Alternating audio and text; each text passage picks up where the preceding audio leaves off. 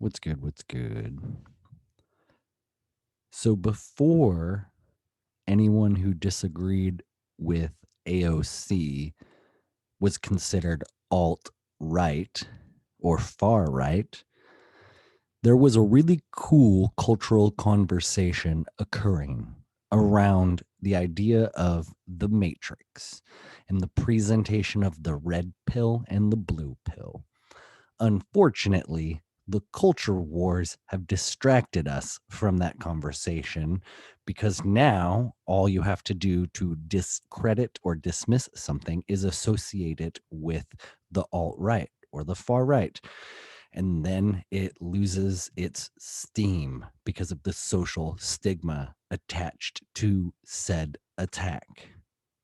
However, in my attempt to fight the culture wars by raising awareness to their manufactured nature in an attempt to divide us, I'm going to bring back the conversation of the Matrix because I think it is very relevant to what is going on today.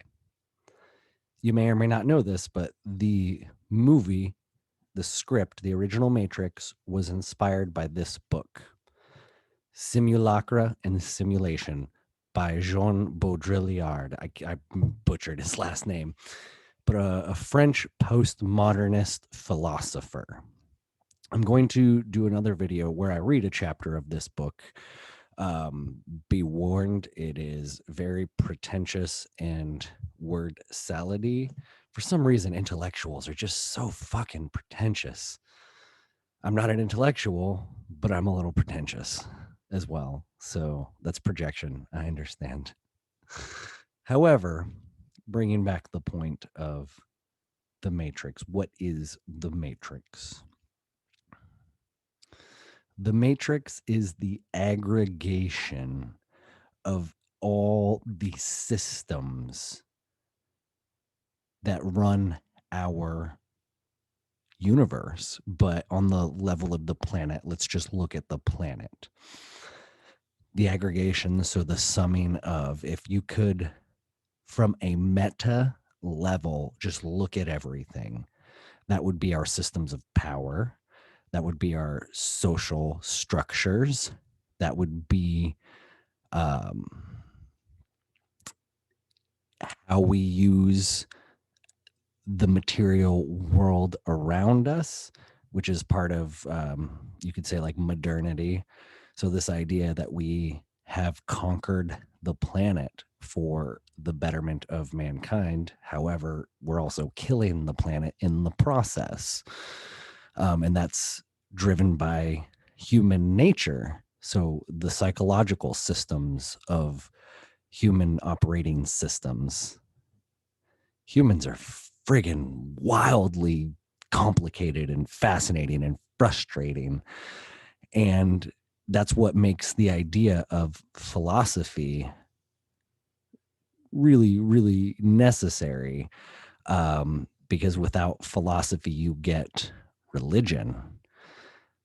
And religion is one of the scariest and most oppressive systems within the Matrix.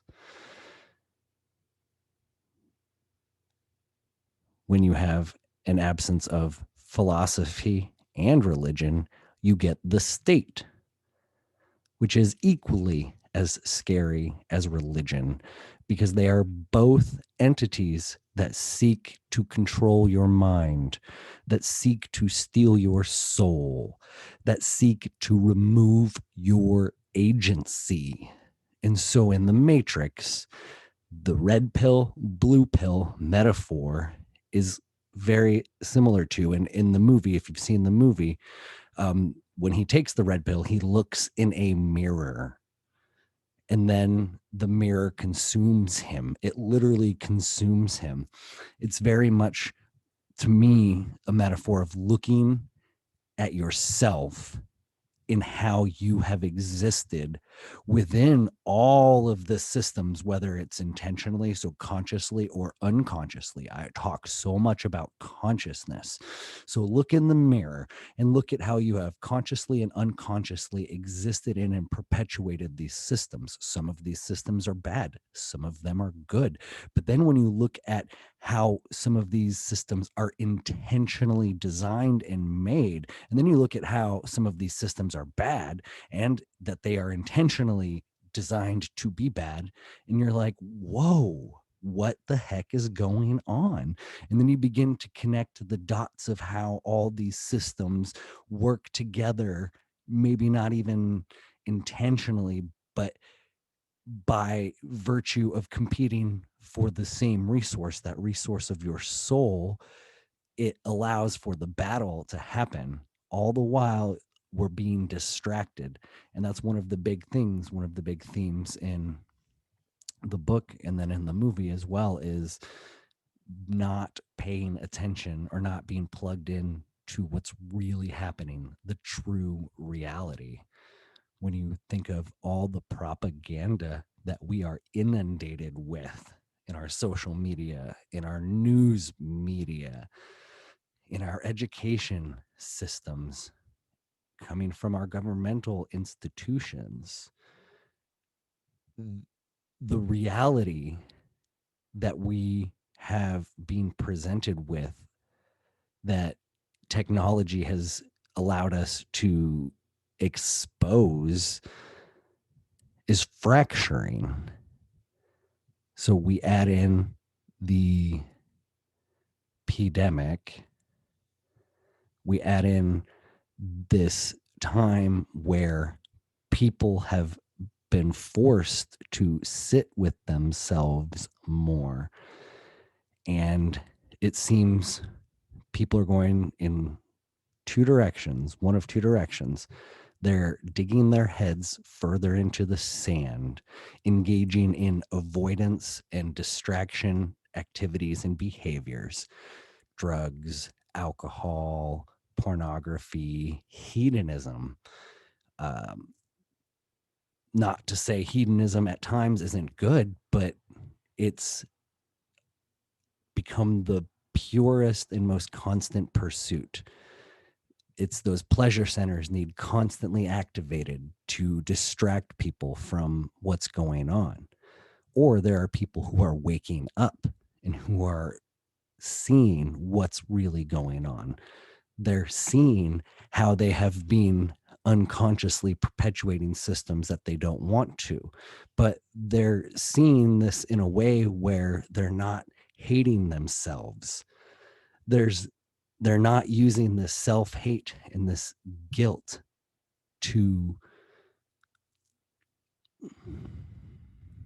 project onto others while avoiding taking responsibility. And so that's what the social justice warrior crowd is doing, because they too see what is going on, but they're not they are not accepting the reality. They are being programmed dogmatically by, I don't want to say the state, but by the state, by the powers that want to consolidate the individual into a unit of production for their pleasure pursuits. The more worker bees that there are to create just stupid shit, that there are to just serve the elites, the better their life is going to be. They want a lot of worker bees. They don't want a lot of awakened individuals. And so, in the absence of individual pursuit of knowledge and of the nature of reality, you leave yourself easily susceptible to brainwashing and programming. And that can be an attachment to religion, That can be an attachment to the state. That can now be an attachment to social justice causes. All of these dogmatic ideologies prey on the minds of people who do not think for themselves. But in a world where the systems of the matrix are designed to take you out of yourself, to take you out of your body, to take you out of your mind, to steal your soul, it is very easy to understand, to see how these people have fallen into the trap of dogma. But it is very, very hard to even try to begin to pull them out. And that is why I like the teachings of hippie Jesus. The story of Jesus has been bastardized by the church, unfortunately, because the church is just an organization that wants power. Hippie Jesus, the true Jesus, the unconditional love, the forgiveness, the love thy neighbor Jesus, not the hateful, angry God Jesus that the church projects, but the Jesus that washed the feet of his disciples, and the Jesus that reached out to the lepers, and the Jesus that fed the hungry, the Jesus that threw over the money tables in the temple. We have so much sickness in our country, and so much of it is driven by the pursuit of distracted service to the machine. The more you play the materialistic culture game, the more you serve the machine, the more you are unconsciously perpetuating these unhealthy systems that have allowed the corporatocracy and the oligarchy and the institutions that have quickly grown to take control of your lives. There is hope. There is a way out of the matrix, and it's actually within yourself. It comes through self-reflection, through introspection, through meditation, through mindfulness, through attempting to live more consciously.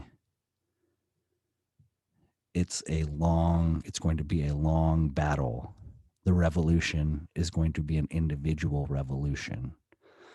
We're not going to overthrow any governments. We're going to overthrow our minds.